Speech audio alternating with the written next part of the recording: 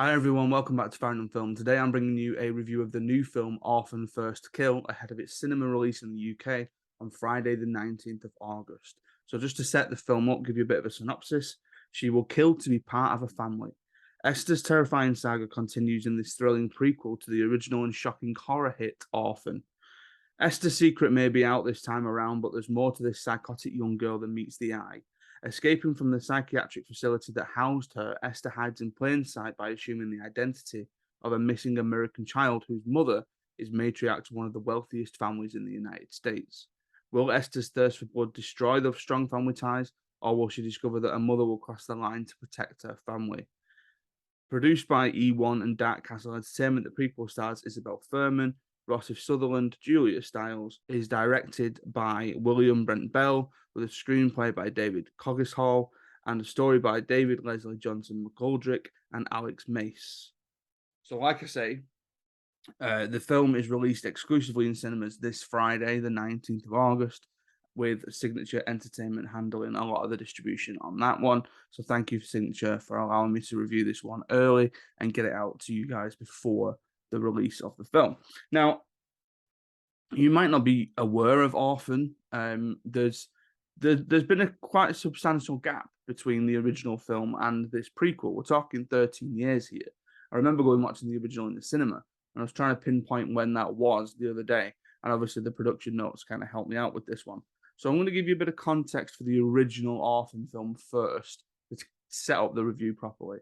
So the original Orphan movie was released in 2009. 2009, and directed.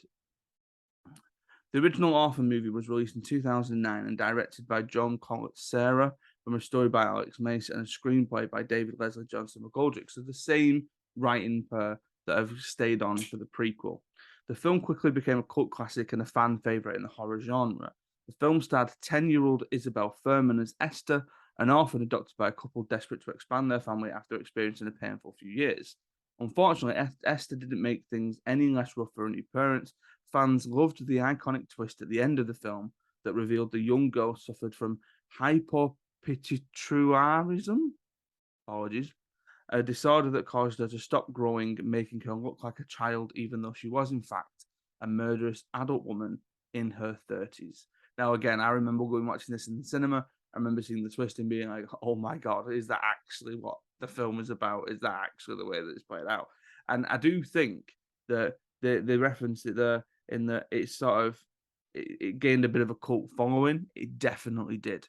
I remember the cinema release it getting a lot of mixed reviews. It was sort of being like, people were like, oh yeah, it's an okay horror, but that twist is mental. Very similar, I would say, to kind of Malignant that came out last year. Although Malignant seems to have more of a sort of groundswell of a fan base where people are like, that bat ass crazy third act, yeah, we're all in for it. Whereas Orphan was a bit like, it had its detractors for its original twist. But I think it found its home on streaming services, especially with the rise of Netflix and stuff like that. That a lot of younger audiences were coming around and watching off. And I know that I've had students come to me and have conversations with me about the fact that, have you seen Orphan that's on Netflix? And it's like, yeah, I watched it in the cinema the first time around, probably when you were 3 or something like that. So now with Orphan First Kill, with the prequel, we're 13 years after the original, and Isabel Furman, the original actress, is back to playing Lena. Now, we refer to Esther as Lena quite early on in the film. She then assumes this Esther role, so we'll get to that in a little bit. But this is the now 25-year-old actress playing closer to her character's age with some makeup and some camera trickery that's been done to try and help restore Esther's youthful appearance. But just to say now, it's not perfect. It's not done as well as it could be all of the time. There are some questionable close-ups, but it's very, very clear who we're looking at isn't a child. There are some shots where you can tell that's not a child's face, that's an adult's face. They've tried to disguise it as much as possible, including what I read was body doubles. So they use children as body doubles for wider shots and for shots where you don't see Esther's face.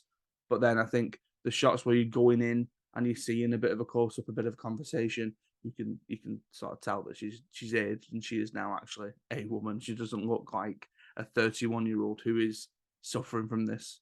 Actually, I don't even know. anyone who does suffer from it. So I can't say that either. And again, I'd usually argue at that point that you have to sort of suspend your disbelief. I'd use that card a little bit, but it's quite difficult to understand the family falling for this scheming.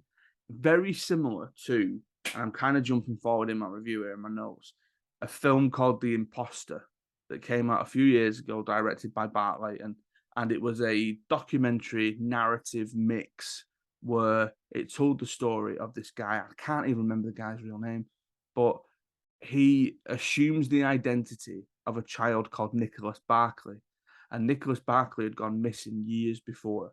And he manages to worm his way into this family despite being 2 foot taller than the original kid, despite being just looking nothing like him, basically, not looking nothing like him at all. So then the film then follows the mystery of, well, why have the family fallen for it? Is there something a little bit deeper there? Is there something that they're digging a little bit deeper into there? And Orphan touches on that. Orphan First Kill touches on that. There are certain elements that make sense in terms of plot twists and reveals that I'm not going to go too much into here because again, I like people going in spoiler free. I'm not here to spoil a film for you, and you do have to suspend your disbelief a little bit. There are certain characters who are looking at Esther and sort of believing everything that she's saying, and you kind of go, "Would you though if you were in that situation?" But again, you kind of need to pass on that one. So the film starts with Lena in an institution. She's gained a bit of a reputation for being the most dangerous inmate in this institution. And she sort of has this ability to manipulate. I was going to write a couple of other inmates or a couple of other patients. Not necessarily. There tends to be one that she does manipulate quite a bit. And she soon escapes that building through the help of this patient and poses as Esther, the missing child of this American family. Now, kind of just to summarize certain things, it's called Orphan First Kill. So many of my initial thoughts were we're going to be building to that first kill. She's not going to kill anyone probably until the third act. That's going to be the kill that then tips her over the edge a little bit, and then she then gets custody with this other family that we see in the original film.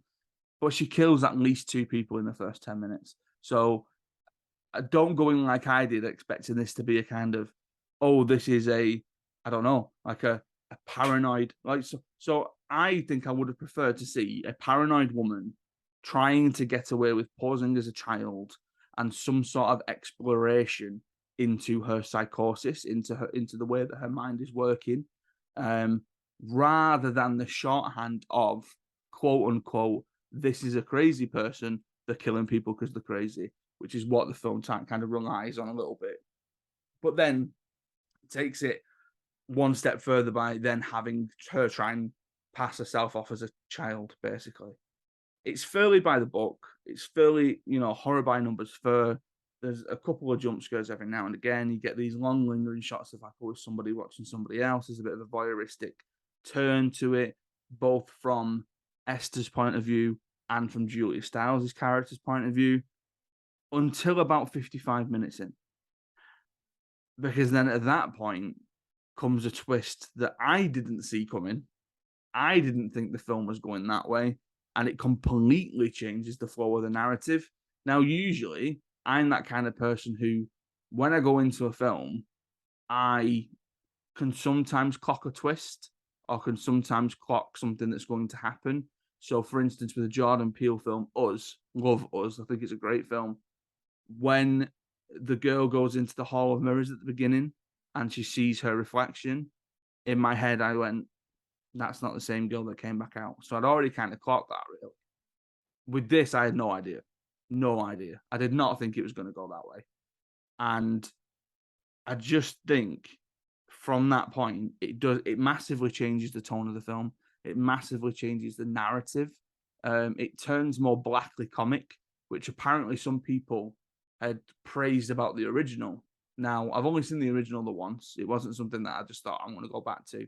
Don't really remember it being too blackly comic, but this definitely sort of has those moments where it's like there's a bit of a snigger there, even though you're in the midst of a horror film here. So what I will say about Orphan First Kill, all in all, is pretty standard horror fare. But I think the biggest compliment I can pay it is that for fans of the original, it's so unbelievably cut from the same cloth as the original that fans of that original first film are just going to have a killer time with this prequel. In that it's so like sometimes you get sequels. Shout out to Unequal Sequel, by the way, a great podcast who will look at sequels and sort of judge whether or not they are unequal in that they're not as good as the first, or vice versa, they're much better than the first. This is so cut from that same cloth that if you did this as a double bill, or even if you did this as a kind of like, there's the Star Wars argument, and do you do them in chronological order or time frame order? If you went prequel first and then into this one, they're so evenly matched, and I think you can probably tell from the way that the screenplays have been written by the same people that they're like perfect partners for each other. And I think if you were a fan of the first one, so if you're one of these students that's come to me recently to say, have you seen Orphan on Netflix or whatever it is, or if you watched it in the cinema in 2009 and you were part of the cult following that it then got after that, I think you're gonna love it. You're gonna have, like I say, I think you're gonna have a killer time with the prequel, and I think ultimately this is for you. I don't think there's anybody else that's going to go to this film who has no idea what Orphan is, who's never seen the first one. I don't think there's going to be anyone like that. This is for the diehards. This is for the people that ultimately have made this film possible because of how much you raved about the original and how much you went to go and watch the original. So if you're one of those, this film is for you, and I recommend that you go and give it a try. You go and give it a look. This Friday, the 19th of August, Signature Entertainment presents Orphan First Kill exclusively in UK cinemas this Friday, the 19th of August. So again, if you're a fan of the original, highly recommend that you go and check this one out. Thank you very much for watching. Thank you very much for listening. If you want to help support the podcast, you can go to our sponsor, Offworld Tees, and use the code Farrand. That's FARRAND for 15% off your order. Follow me on Twitter at Adam Farrand, at Farrand Film, and follow Gyllenhaal OF Pod. That's at Gyllenhaal OF Pod for a new podcast project that I'm working on, the Gyllenhaal of Fame, where myself and Marie O'Sullivan are going to look at the films of Jake Gyllenhaal and Maggie Gyllenhaal and judge which ones should stay. I'll go into the Gyllenhaal of Fame as a bit of an extra side project. So by all means, go and follow those 3 accounts. I'm managing 3 accounts on Twitter. Stay safe, look after each other, and I will see you next time.